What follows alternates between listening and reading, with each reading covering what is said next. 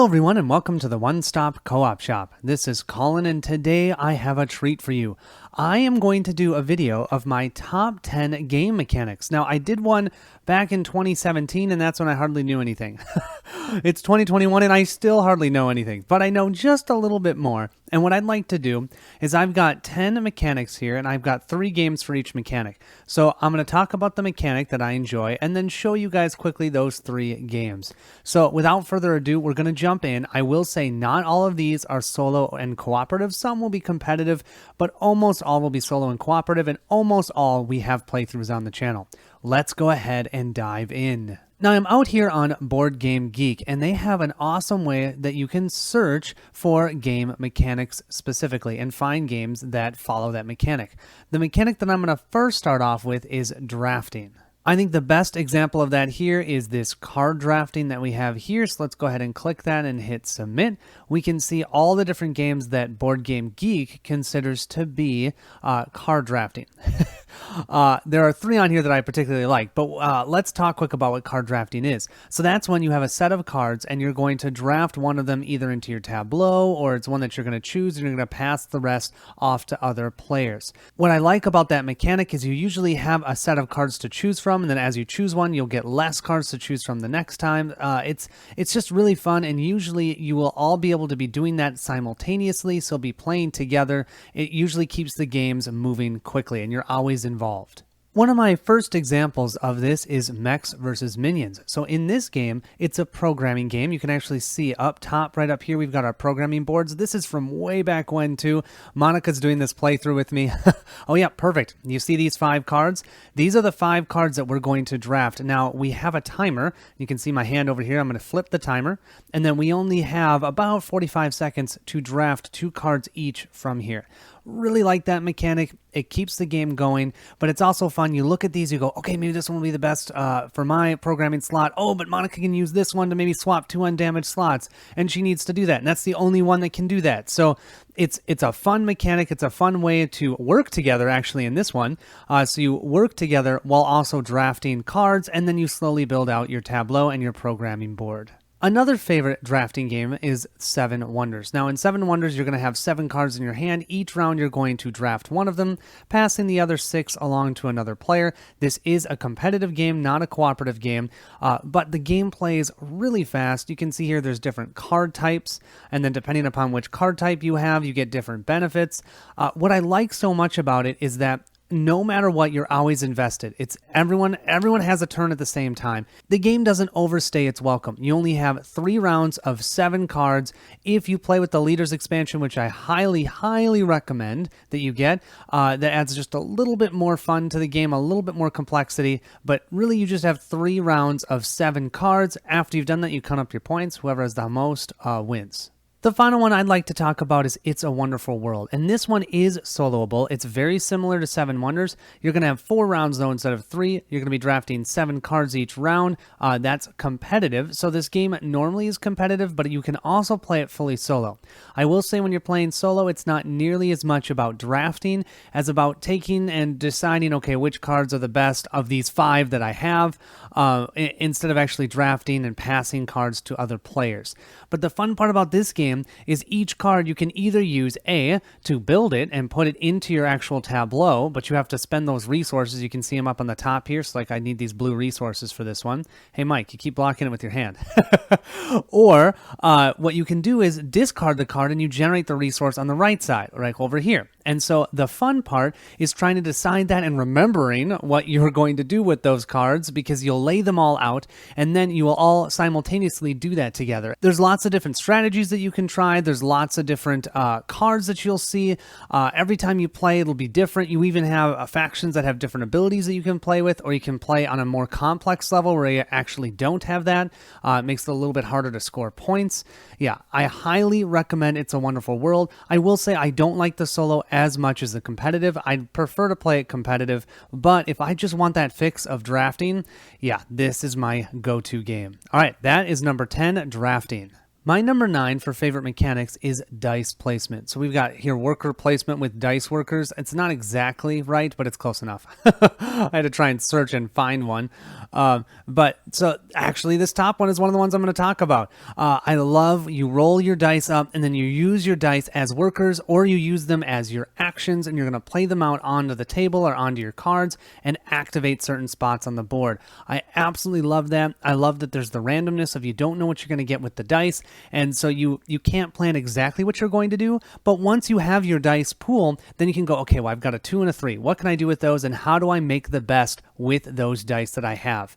So let's talk about the Castles of Burgundy, since we have that one here on top. Here we have my playthrough of Castles of Burgundy. It is completely soloable, and I actually really enjoy it solo. I still will say overall I enjoy this more competitive, but solo you can definitely play it that way as well.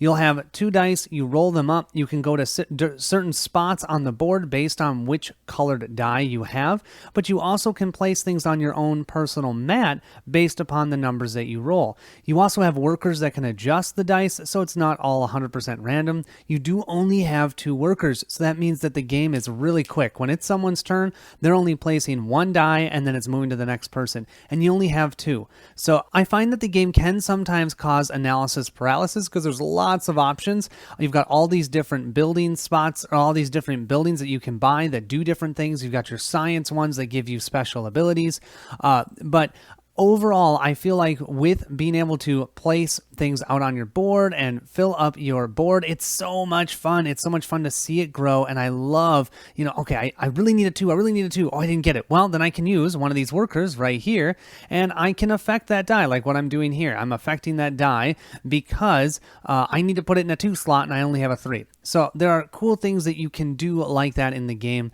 Another interesting dice placement game is actually a dungeon delver in sort of a way, or more of an adventure board game, and that's Terminator Genisys Rise of the Resistance. You're going to roll your dice, and then you can use them to activate your weapons to move across the board. The pips are sometimes going to matter, sometimes not. It's going to depend upon all the cards that you have out on the table. I absolutely love it. It's like a little puzzle each time you roll your dice. What can I do with those? Where can I place them on my specific abilities or weapons? And how are we best going to use that in order to defeat those bad robots and get our objectives completed? I personally feel like this game is a little bit underrated. I think it came out under the radar. Not a lot of people have seen it, and it's a lot better than people realize. See here, this is that person's turn. They just rolled those 4 yellow dice, so now we're going to use them. So for an example, I'm using that one to move, I think. So yep, look at this. I'm going to move 5 spaces. But if I'd only used a die with a 2, then I can only move 2. So what I need to do is when I roll those dice up, I don't know what I'm going to get. So I roll them up, and then I have to make those tactical decisions based upon what I roll. I really enjoy that mechanic. And my final dice placement game, and probably the favorite one of all of these, it is Endangered. I love the theme of this one too, so it really helps. The theme in this game is you're trying to protect endangered animals, and you'll pick an animal type. This is actually Jason doing a playthrough on our channel. I highly recommend checking it out. He's trying to save the tigers. Can he do it? But if you look over on the right-hand side over here, you can see he has dice that he's placing on action cards. And what's really fun about this game is that you'll start off just with those ones that are on the board here, and then you have your own personal deck for your players, and those have cards that you can lay out on the table, and anybody can then activate with their dice in future rounds. Really, really cool. So you'll roll your 3 dice, you'll activate things, and what's also interesting in this one is unlike most games where, hey, I roll my dice, I activate them, and at the end of the round I pick them up. No, they're going to stay there until your next turn. So you've got to think ahead about, am I going to block people's spaces? Do I really want to do that? If I go there, someone else can't. Or if I go there, someone has to place a die that's 2 values higher than the one that I've placed there before. Yeah, lots of fun things to think about, lots of different actions that you can have, and then which characters you play can really change this, because those characters that you're playing will give new action abilities for that specific scenario. I think the biggest thing that was missing in this game is you want more endangered species, and the expansions, or I should say expansion, that is just recently kickstarted will provide that as well. So I'm really excited for that, but this is one that's definitely a keeper for me. First of all, I love that theme, but I love how the dice placement works. Yeah, you see Jason just rolled his 3 dice. He now has 2 1s and a 6, and he can decide where he's going to put them out on the board. That is Endangered. Moving on to the next mechanic, I would say real time. I absolutely love real time games. If anybody has watched the channel, hopefully you know that. And there are tons of great ones here. Now, all the ones that I like are cooperative. I find that competitive real-time games, although they can be fun, a lot of times it just can get frustrating for a lot of people. So I have found the best ones for me personally have been games that are cooperative. Now, real-time games, what that means is you have a timer or you have a limit of time and it's actual time. So let's say it's 5 minutes, 10 minutes, or it's a soundtrack. And you have to get something done within that time period. If you do, you win the game. If you don't, you lose. So 3 of my favorites of those. Let's start with our first one, XCOM. Here we have me playing solo XCOM, which, by the way, I do not recommend playing this way right off the get-go. This is definitely a 4-player real-time game, and you need 4 people that are somewhat invested, okay? Because it can get a little bit overwhelming because there are 4 different roles, and if you play with less than 4, you have to have people take on multiple roles. What's absolutely great about XCOM, though, is that there are 2 portions of the game. There is the real-time phase and the non-real-time phase. Right now, what you're watching is the real-time phase. I'm having certain things happening. I have to react to them, and you see that timer there? That timer tells me how much time I have to react to it. I definitely make lots of errors, especially playing solo, but if you want to see how the game plays, make sure to check out this video because it is phenomenal. Each player is going to have different things that they're trying to do. You'll have one person controlling the app, one person that's taking care of the airfare, or the warfare with the airplanes. You've got one that's doing science. Yeah, it's really, really interesting.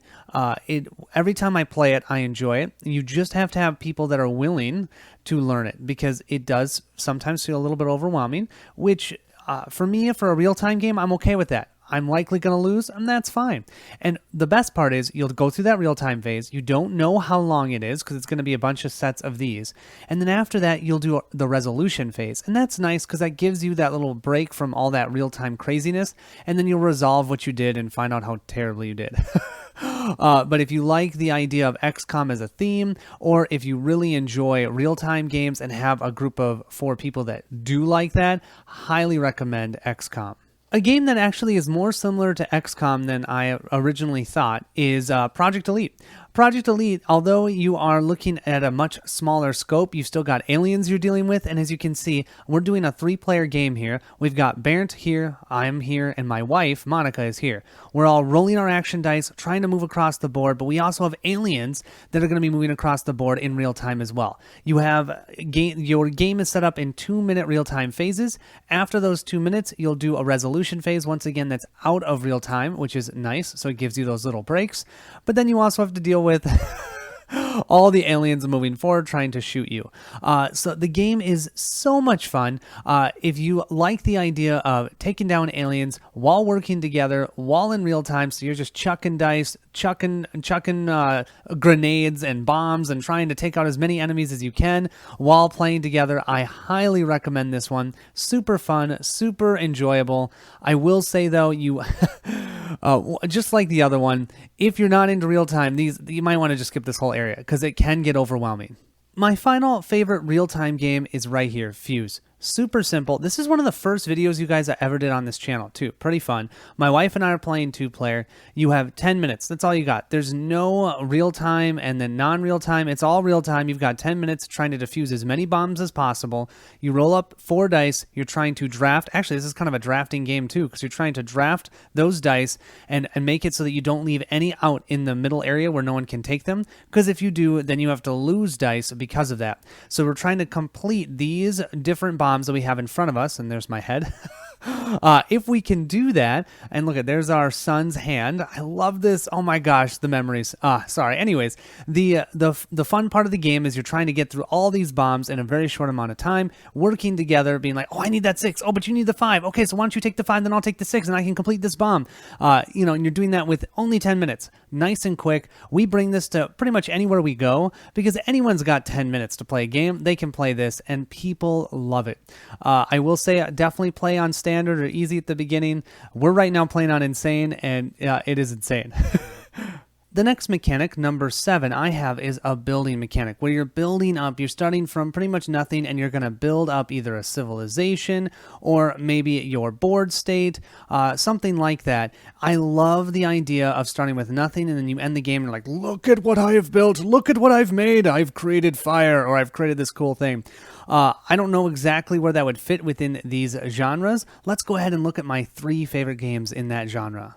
The first one I'd like to talk about is Civilization: A New Dawn using the Terra Incognita expansion. Now, this is normally a competitive game, but someone made a solo variant, and I highly recommend it, although I will say it is a lot of work to control the AI, but it is so fun. You're literally going to start with just one city on the board, and by the time you end your game, you're going to have all of these markers all across the board. You're going to control wonders. You get to build wonders. You get to have an army, especially with the expansion. You'll have an army. You'll have caravans that are going out. You'll be taking out barbarians.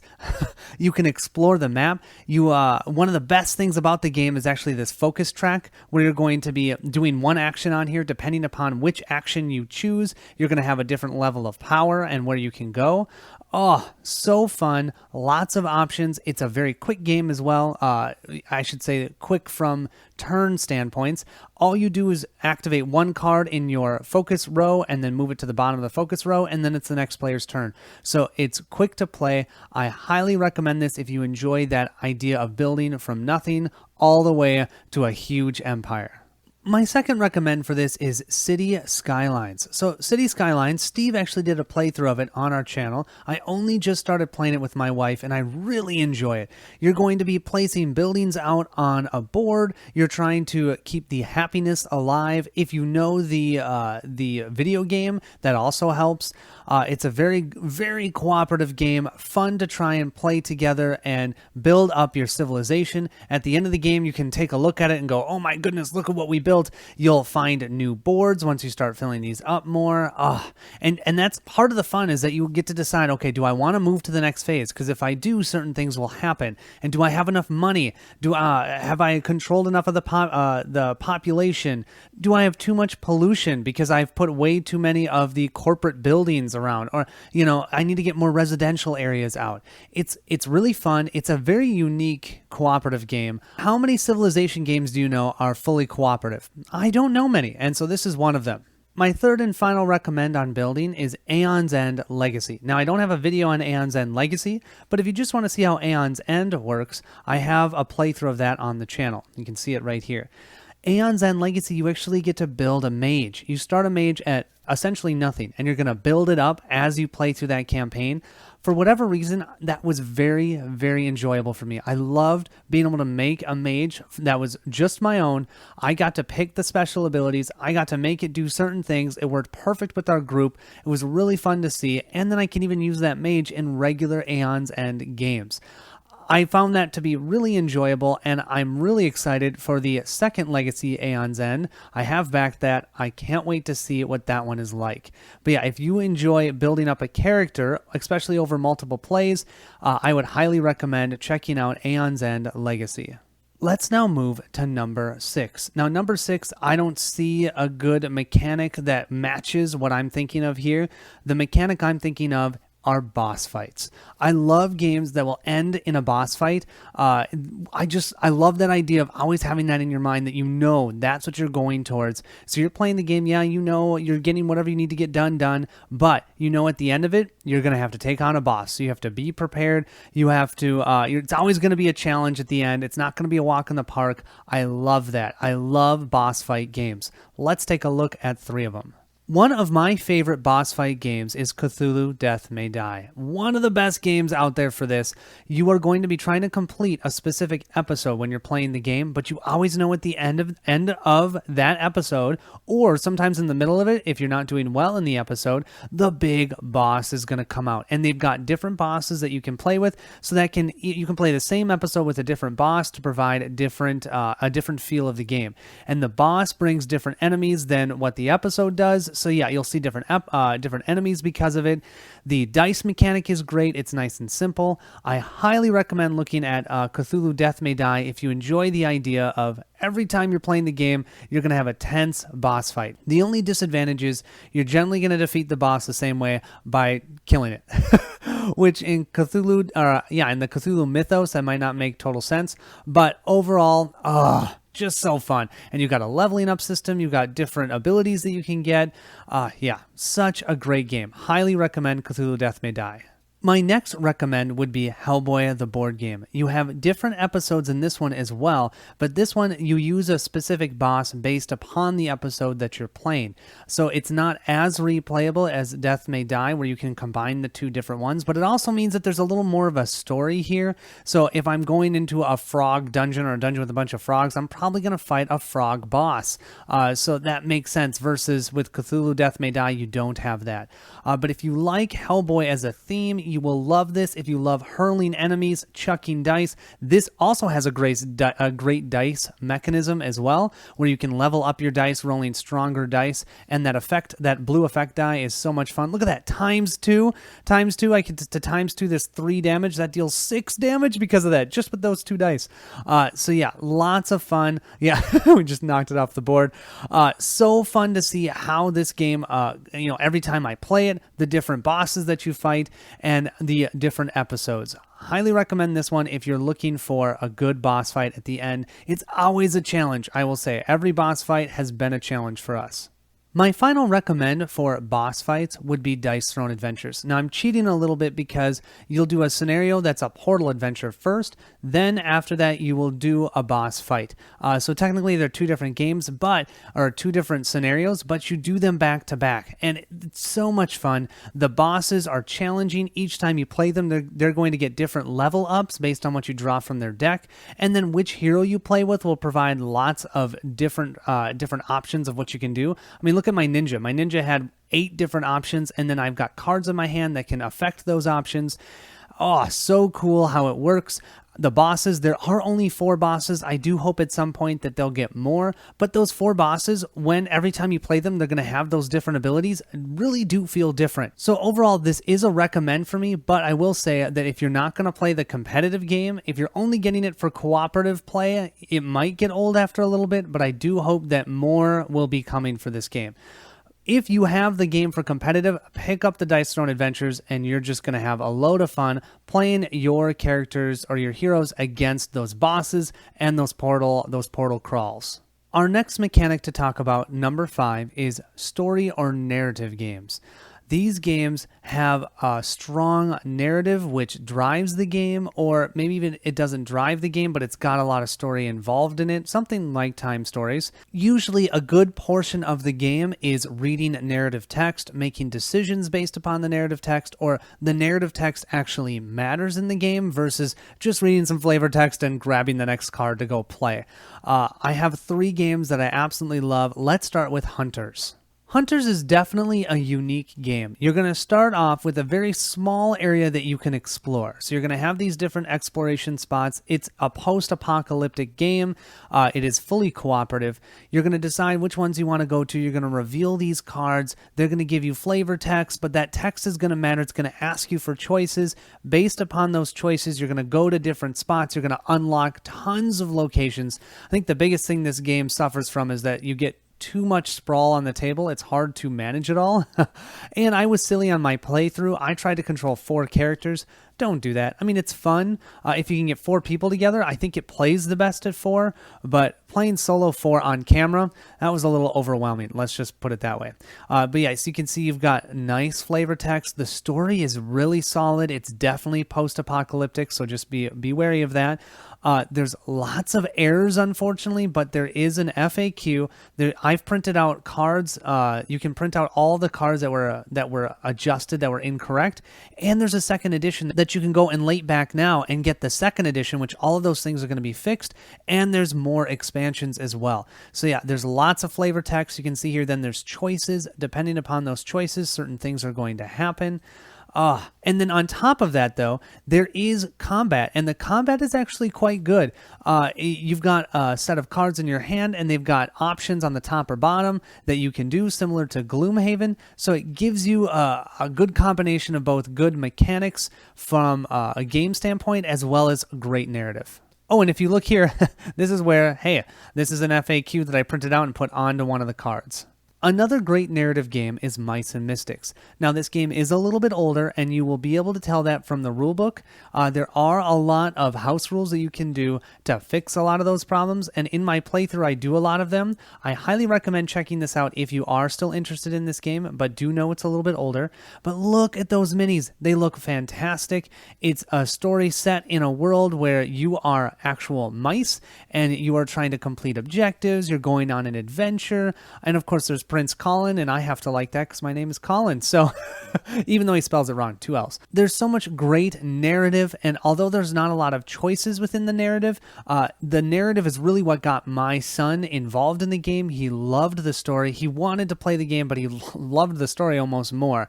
And so if you're looking for a great narrative game with a game on the side that you can definitely play and you can house rule to make it work for you, I highly recommend picking it up, especially because it's not that expensive. Now, if you want to get one of the newer ones, and Mike has a playthrough of it, Aftermath. Mike also, that rulebook was terrible. I would suggest checking out Mike's playthrough. He talks a lot about the rules and how they actually work. So make sure to check that out. But Aftermath is another one. I just haven't played it yet. Mice and Mystics is where it's at for me. My final recommend and my highest recommend for a narrative game is Sleeping Gods. I am beyond the moon on this game. I've played 2 full campaigns already. That's over 30 to 40 hours, and I could play this immediately right now. The game doesn't have an overarching narrative. That's something that you do need to know. It's much more about smaller stories, and then how those smaller stories connect is more about your personal story throughout the game. It's fully cooperative, but I would suggest playing this at 1 to 2 players maximum. During the game, you're going to be exploring a map. Let's see if I can show you guys what this map looks like. And on that map, there's all these different numbers, and those are all different adventures that you can go on. You have to spend actions going to those different adventure spots. But there's other things that you have to deal with, like, oh, here's a hazard. If I go here, I have to do a test, and if I fail, I take a point of ship damage. But then you've got quest cards. You're going to gain quest cards and go on adventures. You're going to find adventure cards that are going to stay with you, and they'll stay with you for the entire campaign. You're going to level up your characters. Yes, you have 9 of them. So be ready for that. There's just so much here in this game. I've played it twice, and I feel like I've seen maybe 40%, 30% of the game. I can play at least 2 more campaigns, I think, with this one before I've fully exhausted it. However, just note it is not an overarching story like Hunters was or Mice and Mystics. It's all about the small stories. I might go to this village. It's going to tell me about something that I can do. I don't have to do it. I can go to a different adventure spot and then do something completely different, and that's fine. Or I can follow that quest through, and I might find a totem. And that's the goal in the game, is you're trying to find as many totems as possible. My number 4 mechanic I don't see on here, and I don't know how they don't have it, is a puzzle game. A game where a lot of what you're trying to do is puzzling out the best options. You've got a bunch of things that you can do. You want to puzzle out how to make the best option with the limited resources that you have. I have 3 games that I feel like do this really well that I absolutely love. The first game I'd like to talk about is Legends of Andor. Now, at first blanch, or at first look, Legends of Andor looks like an adventure game, and it is, to a point. But the biggest thing about the game that people didn't like, and as long as you know it though, I have really enjoyed it, is it's more of a puzzle. You're trying to puzzle out how to complete the objectives in the time that's allotted to you before you allow too many enemies to get into your town area. And it's hard. I will say, though, the bad part about Legends of Andor is that once you play a scenario and you figure it out and you win, you figure out that puzzle, well, then you're kind of done with it. There are a few replayable scenarios, and that might make it worth keeping. However, I will say for me, I have enough with the 2 expansions that I have not even gotten close to playing all of the puzzle-only scenarios, and then when I do, I'm sure I can go back to those first ones because I'm not going to remember. or I can play it with a different group, and I'm not going to tell them exactly what to do, but I'll tell them, hey, well, we might want to watch out for this enemy right over here, because this enemy within 2 spaces or 2 time, it's going to get into the castle. So there's stuff like that. But overall, you're trying to puzzle out, okay, do I want to attack that enemy? Because if I attack that enemy, I'm going to push up the time tracker 1 space, and we're going to run out of time. So it's not your normal adventure game. It's much more of a puzzle type game, and I really enjoy that. My next favorite puzzle game is Kingdom Rush. You guys, Kingdom Rush is amazing. It's a polyomino cooperative game where you are trying to stop hordes of enemies that are trying to get into your castle. And you've got towers, you've got heroes. You're going to be placing polyomino pieces from your towers onto these different hordes, trying to cover up all of the enemies. If you do, you defeat them. Oh, the puzzle aspect of this game is great, and it works wonderful cooperative as long as you don't have someone that's trying to take over everything, because technically you can see everything.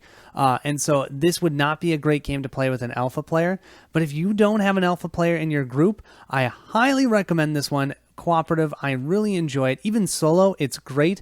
I've had the best experiences cooperative where I'm working together, because you get to do the passing the towers, because any towers you don't use, you can upgrade and pass to other players. So you're puzzling out, okay, which ones do I want to use now? Which ones do I want to level up? Do I want my hero to go do this? Which action does my hero want to do? All of these actions are guaranteed. So they're not, I roll a dice. Let's see, well, maybe I'm not going to be able to do damage. No, you will be able to do that damage. You just have to decide, well, how do I want to place it? Where do I want to put it? You're trying to puzzle it out on the board. Absolutely love this one. I highly recommend this one if you're looking for a puzzle game. My final recommend here is Robinson Crusoe: The Adventures on a Cursed Island. Now, this one actually just funded on GameFound. I'm pretty sure there's going to be a late backing if you would like for the newest edition. Yeah, unfortunately, this game has maybe 15 editions, but it's one of the few worker placement cooperative games that I know. And what you're trying to do is you're trying to puzzle out how to complete a scenario with all the different things that are on the board. So you have inventions that you're trying to build, you're trying to explore. How are you going to do all of these things with the limited actions that you have? Because each person only has 2 workers, and if you place only 1 worker in one spot, you have to roll dice to see if you'll actually do it. If you use 2 workers, though, you're guaranteed to be able to do that specific action. And so there's lots of give and take of, do I spend the actions to put the 2 workers, or do I not? You go hunting so you can get food, but if I don't eat all the food, it's going to spoil. So I got to make sure I can use it. Yeah, lots of puzzling. I feel like although the game looks like an adventure game, it's more about puzzling out how to place your workers and how to get everything done with the resources that you have. And to me, I love that, and I love the setting. I love the setting of I am here on an island trying to survive, and this is what I can do, and I'm working together with my fellow castaways trying to survive. We've got ourselves 3 more game mechanics, and I love all 3 of these so much. First one is hand management. Actually, I shouldn't say first one, that's number 3. Number 3 is hand management. This is where you have a hand of cards. You are going to use those cards to do actions. You have to, or to do something, and you have to manage those cards in your hand for either reasons because it's your health, or because once you play them, they're discarded and you can't get them back until you do something else.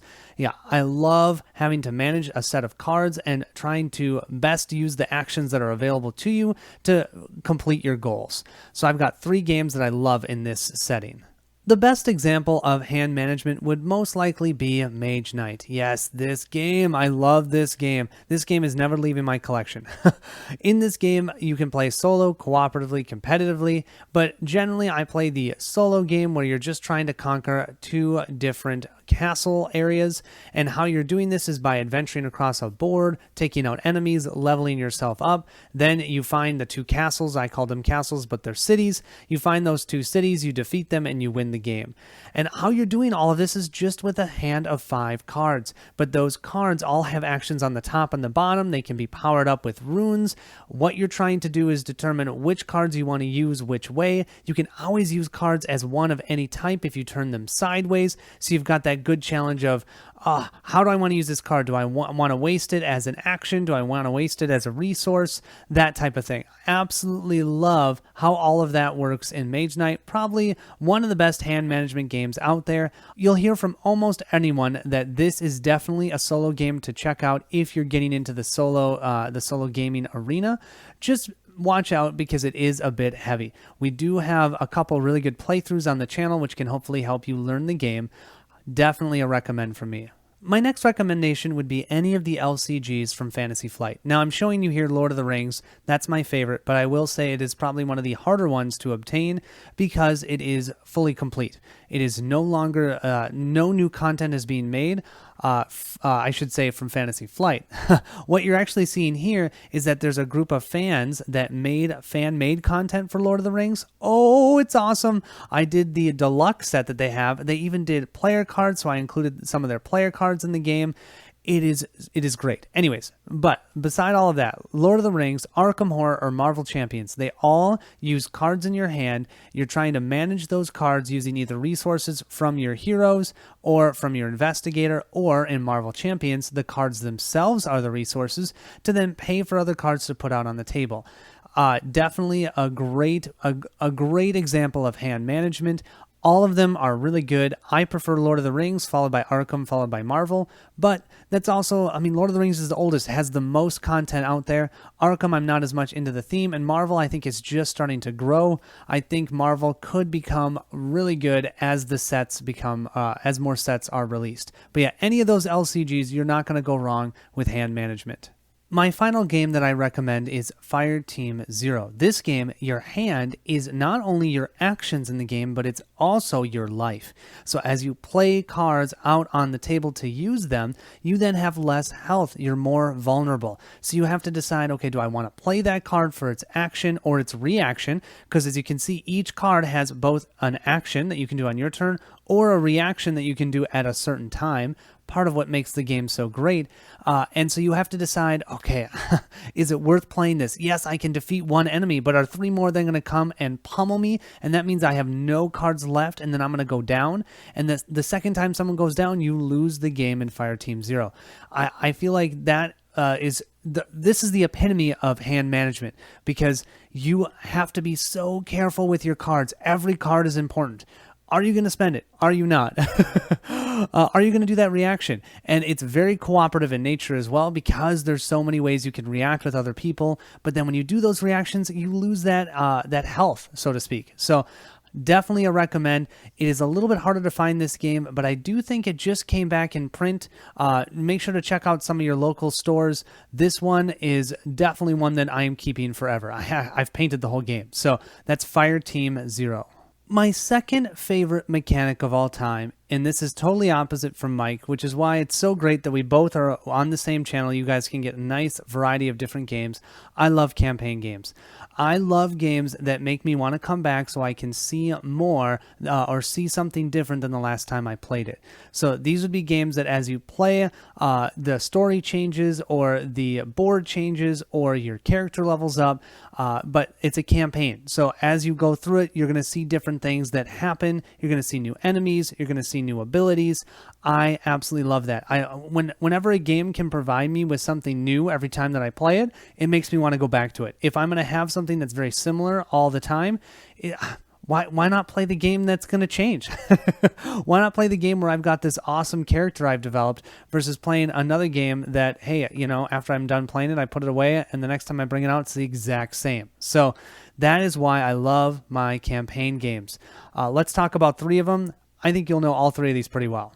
One of my absolute favorite campaign games is Gloomhaven, and specifically Jaws of the Lion. I love Jaws of the Lion's story because it's actually a story that connects versus the basic Gloomhaven where you're kind of just going all over the place.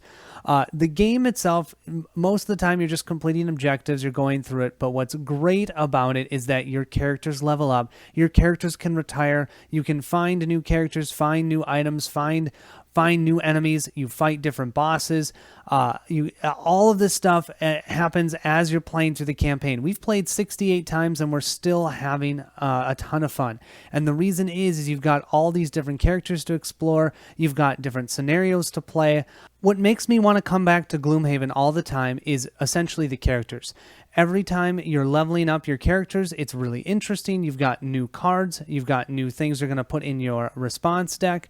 Also, the scenarios are different, but really it's the characters, how the characters work and retiring them. So when you retire a character and you bring in a new character, it all of a sudden changes the entire group. We've been playing with 4 players, and it's really fun to see whenever we get a new person that retires, how different our group works once we have that new character that does something different. For example, Monica's now this character who is always going invisible. And I used to be someone that could, I could take some hits, but now I have to take all of these hits because she's never there and it's always me who's in the front because of the character I'm playing. And so I had to change how my deck was built. I had to change my items. I had to buy a bunch of different things. I've got people healing me all the time that didn't have to happen before. But then she's, of course, running around and stabbing things in the back, which is pretty fun. So I love how every time that I play this game, especially when you grow your characters, you get to see a personality for your character, then your character retires and you see a fully new combination that makes your group. My next recommend for this, and I don't have any videos on this because it's incredibly spoilery, is Pandemic Legacy 0, 1, or 2. Now, I really recommend doing them in order, which is 1, 2, and 0. I have played Season 1 2 times. I'm actually in the midst of a third campaign. Pandemic Season 2 I've played twice. You can see 38 plays, and I'm right now in one campaign for Pandemic Legacy Season 0.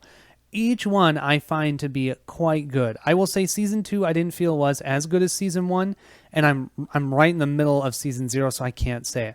But I just love how they took the basic game of Pandemic and then changed it just a little bit in Pandemic Season 1, and then Season 2 they totally changed it, and then Pandemic Season 0 isn't really even Pandemic anymore. And something that a lot of people haven't talked about with these games is that I'm impressed with how accessible they are.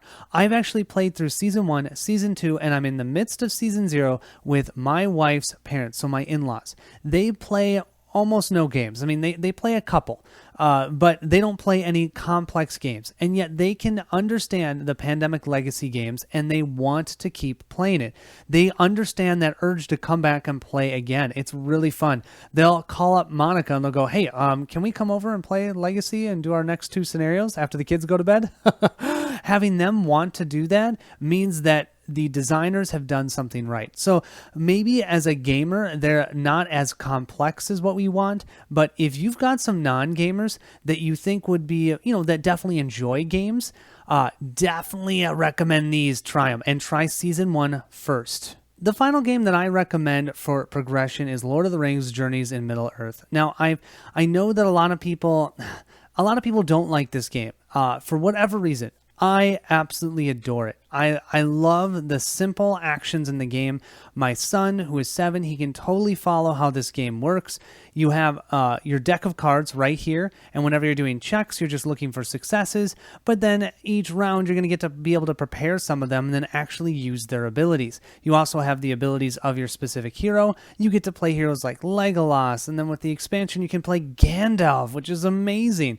And there's a campaign of 14 scenarios in the base box, and then you can get an online expansion for that, and then there's Shadows that I can't remember the name of it, but there's one expansion that's that adds more characters and a whole nother 10 to 12 scenario campaign, as well as another online campaign. So there's 4 different campaigns you can play here. I've played this game 39 times, I think it is, and I can keep playing it. Actually, Connor and I are going to play a scenario tonight. So it gives you that progression because your characters are going to level up. You're going to find new items. You're actually going to level up. And I love this idea. You level up your weapons. So instead of you just finding tons of new weapons, you can see this number here. When you get that amount of experience or lore, it's going to actually upgrade to an upgraded sword type. It's so cool. You don't have the, well, now I've got 17 different items. Which one am I going to use? It's obviously this best one. No, there isn't a best one. You just want to level up the stuff that you have. And as you level them up, you'll have choices. And yeah, all of that is that awesome progression feel. You're also going to affect your skill cards here. You're going to be able to level them up based upon what class you are. And you can change the classes during the game. And those classes have cards that can be super powerful with certain characters. Yeah, absolutely love it. I will say the expansion really fills out the game for me. So get that expansion if you like the game, because it gives you more of those roles, and it gives you another 5 playable characters as well. And another 2 different campaigns. One comes in the box, and you have to pay, I think, $6 online to get the other one. That is Journeys in Middle-earth. Last but not least, my absolute favorite mechanic, and you probably heard me talk about it on a lot of these other games, is simultaneous actions. I absolutely love games that are simultaneous. That means we're all taking our turns together. The reason why is it generally allows play to be faster. It allows it to be, if you're playing a cooperative game, more cooperative, because you can maybe do something before I go. I absolutely love simultaneous actions. It also means that games, you can play with 7 people to 2 people, and it generally won't take that much longer because you all are doing the same things at the same time. I have 3 games that I absolutely love that are simultaneous, that have simultaneous play. Let's check them out. The first game I want to talk about is The Reckoners. Now, The Reckoners, why I like this game so much is because of the simultaneous actions, and I do love the theme. What you're going to do in the game is you have your dice. Your dice are your actions. You can roll them up to 3 times. You're all going to do that simultaneously. After doing that, you all will simultaneously use your dice. So I can move over to a place, take out a guy for you, so that then you can move in there and attack an epic or try and control them. Or contain them, I think is what it's called. I love how cooperative it is. Every time you're playing, you're always looking across the board saying, okay, this is what I can do. What can you do? Can you do this? Can you help me over here? Oh, there's a barricade over here. Well, I can take care of that. Here, I've got an extra die. Oh, I can buy this card over here.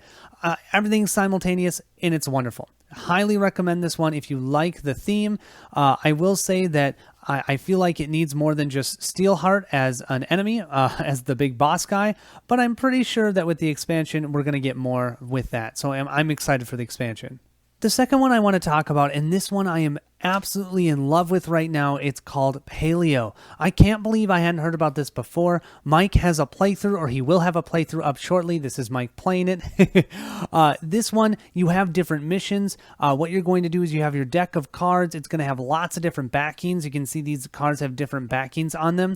You're going to look at the backs of the cards and decide which one you want to go to. You each are going to do that individually, but you're going to do it simultaneously, and you can do this up to 4 players. So you can have 4 players each choose one card they're going to decide to try and encounter. They're then going to flip those cards over simultaneously, and then if you can see that cooperate symbol there, if you have that cooperate symbol, you can help someone else on one of theirs, or if someone else has that, they can help you with one of the cards that you have. And so all of this, resolving your cards is simultaneous. You can help other people. You can potentially get items that people need so that then we can survive the night. Or let's say I can get some wood so that then you can use that wood to then do something for it. Oh, it's so cool. My son, Connor, and I have been playing this nonstop for the last couple of weeks, and it's been really enjoyable to see how he can totally understand. He looks at the back of a card and he goes, oh, Dad, I don't want to deal with this red one. Why don't you go to a non-red one? I'll do the red one, and then you can help me. And so there's lots of ways that you can cooperate, but it's all simultaneous. You do everything at the same time. And I would say if you played with more players, it's probably actually even faster, because your deck of cards is going to be smaller because it's spread out among more people. Yeah, Paleo, highly recommend. I love the simultaneous play in this one. The game that I can think of that I enjoy the most with simultaneous actions is Spirit Island. What you do in this game is you are a spirit trying to take down those colonists that are on your island, trying to take it over. You're trying to get them off, either by scaring them off or by just eliminating them from the board. What you're going to do in the game is you've got your own cards. You're going to be playing them out each turn, dependent upon whatever your card play number is here. And you're going to be doing all of that simultaneous. I love how that works in the game. It makes it so I play this 4-player or 2-player.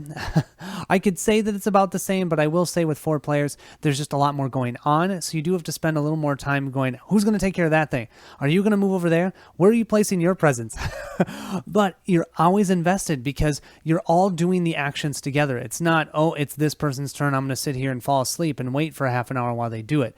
No, you're all choosing your cards at the same time. You're all activating at the same time. I really like how that works.